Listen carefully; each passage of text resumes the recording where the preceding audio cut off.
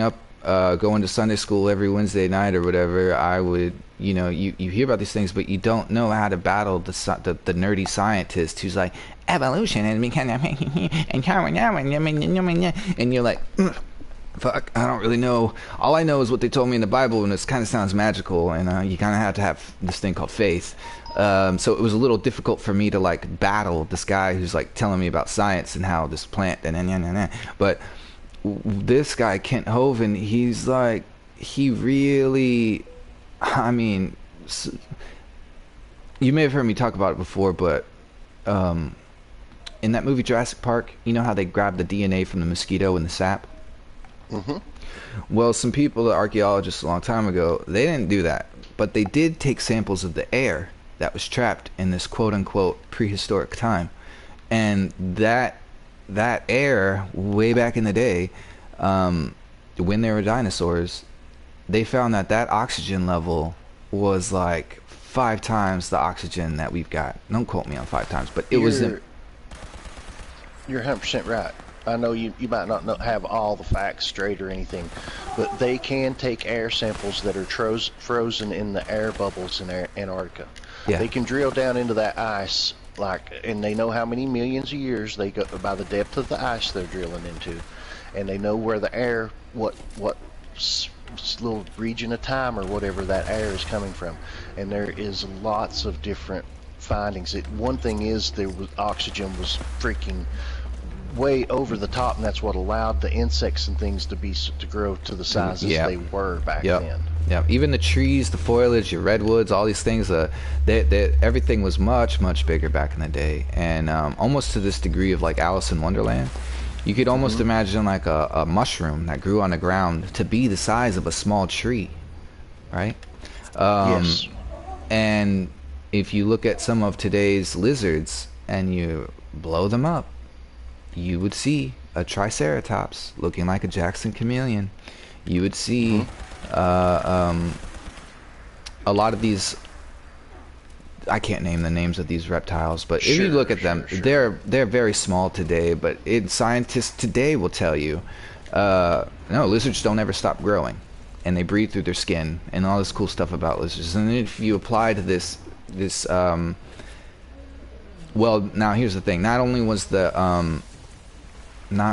there more oxygen in every breath, but the pressure changed. Now it is still a theory, but there's this is where Kent Hovind takes not only the Bible, and he only uses the King James version of the Bible. He doesn't use like New American Aged Bible or anything like that, and he talks about that in other seminars. Where the gap theory, things that they say like, oh, well, when they say that God made the earth on the first day or something, he made the land on the first day, or the water on the first day. The day to him means like 1,000 years. A day to God is like 1,000 years. And though that is said somewhere in the Bible much later on, that only refers to the idea that God really doesn't have. What's a day to God? It's on the timeline, it's nothing. That's what it means. It means Right. It means a day on the scale of a timeline is a drop in the bucket. So a day is like 1,000 years. 1,000 years is like a day. It's such a small little number compared to the infinite timeline that is God's plan. Okay, but that doesn't mean that a day is not a day. It's still a day is a day, because God doesn't do the thing where a word here is a word there. It doesn't. No, if it's a day here, then it's a day there. There's no, and if he needed it to be this, there would be the metaphor, like something like that. What's the other thing? Like metaphors and similes, they have a little connector word. They would have those words, but it doesn't say that. It says on the first day. So on the first day, 24-hour time span, the sun goes around the earth, all that nonsense, all that science, apply that first day. If there was a gap period and plants were made on day 3 and insects and bugs and stuff weren't made till day 4, you're going to tell me that plants are going to survive possibly without sun. I'm not sure the order, but possibly without sun for 1,000 years? Yeah, right. And then plants are going to survive 1,000 years without insects? Yeah, right. So a day is a day is a day, right? And Hmm. And breaking it further down, it would talk about a firmament, that there was a firmament and there was water above and below the heavens, something like this. So scientists will tell you water in space freezes. So it was believed that there was a belt of ice around Earth that would help Hmm. filter out some and create this greenhouse effect. It would help filter out a ton of the bad rays coming from the sun, and it would create this type of like greenhouse effect, perfect for.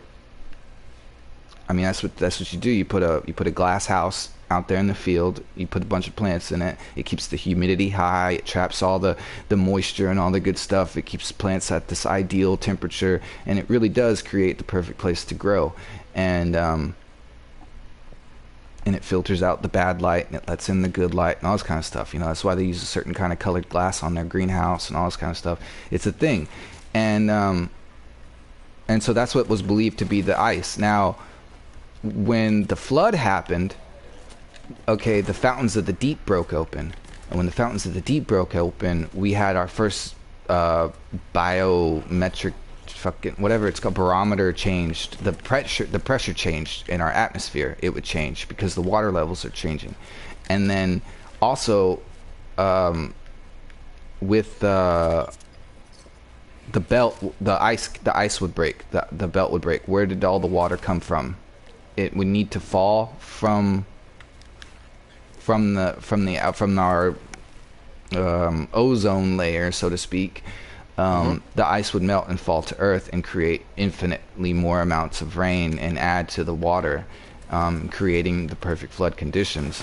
And so when everything would recede, we would have different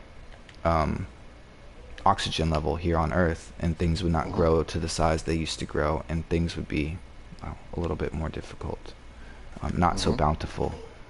Creating it was just going to be it was just going to be a little bit more difficult on Earth, as we've just come to discover, because when you gave somebody like all the badass resources, well, they tried to make a tower to go to heaven. I mean, you know what I'm saying? Well, Like, here's another thing about that is, and it's got a lot to do with the arguments of climate change right now. Can humans pollute a river? Yeah. Can we pollute a pond? Yeah. Can we pollute the ocean? Obviously. But as far as the weather on this planet, they can drill down in that ice and to take the samples of the air like you were talking about earlier, and they know that the weather on this planet has changed since it was created. yeah. There's been times of more oxygen, there's been times of more carbon dioxide. It's been bathed in fucking radiation before. It's to think that we control the weather on this planet is so ridiculous. We don't.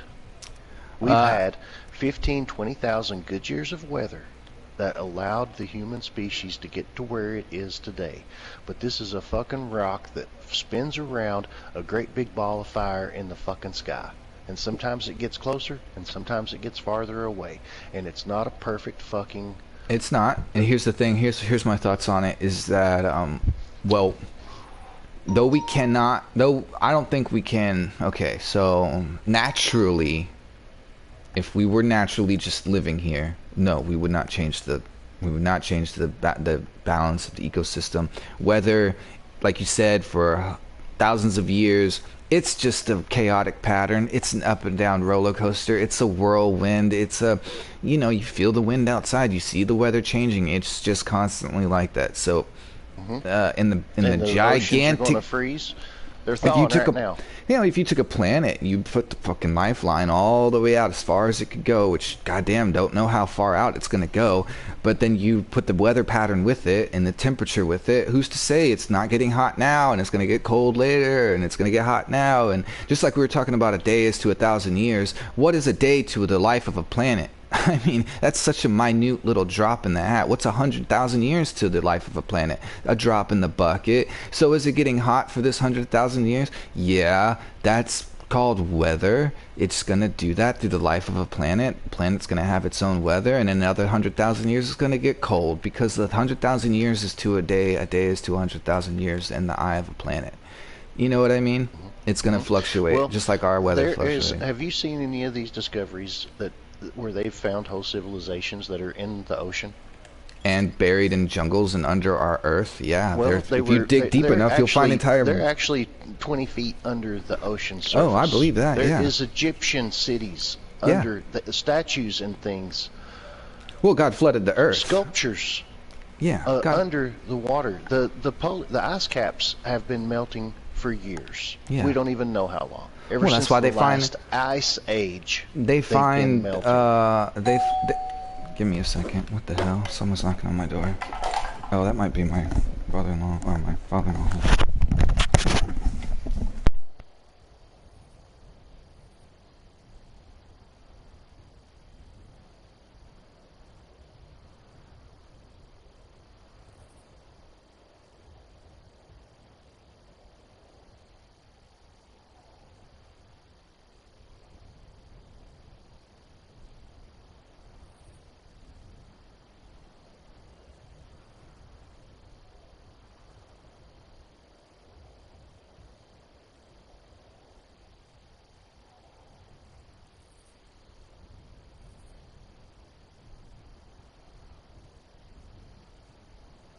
Yeah, they're doing work now. They're doing work. Okay, I'm working on the thing. But, damn, I can't even remember what I was talking about. Creationism. We didn't come from monkeys.